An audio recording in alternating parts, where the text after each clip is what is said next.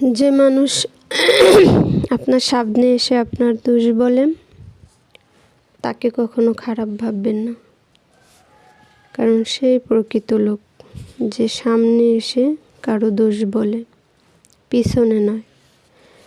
যে লোক আপনার সামনে প্রশংসা করে কিন্তু পিছনে সমালোচনা করে, সেই ব্যক্তির কথায় আপনি খুশি হবেন ঠিকই, কিন্তু নিজেকে শোধরাতে পারবেন না, কারণ সে আপনার ভুলটা আপনার সামনে বলেনি, আপনার ভুলটা আপনার পিছনে আলোচনা করে, সমালোচনা, যেটা গীবত। শোধরাতে পারবেন তার কথায়, যে আপনার ভুলটা সামনে বলে।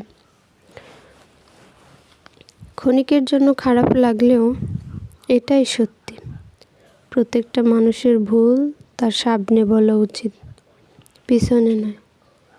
পিছনে বলা মানে গীবত, আর গীবতকে আল্লাহ তাআলা অনেক ঘৃণা করেন, অনেক পাপেরও। তবুও মানুষ কেন পিছনে বলে?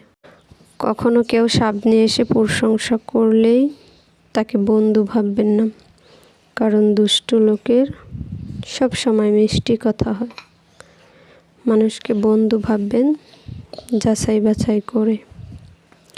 এখনকার সমাজে বন্ধু নামক শত্রুই বেশি পাওয়া যায় এবং বিশ্বাস করে ঠকতে হয়।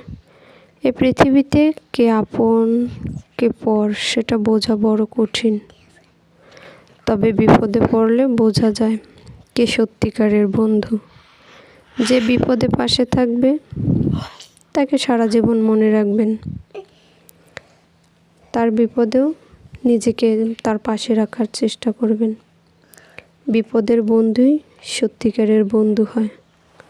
ভালো সময়গুলোতে অনেকেই পাশে থাকে, কিন্তু তারা সত্যিকারের বন্ধু না।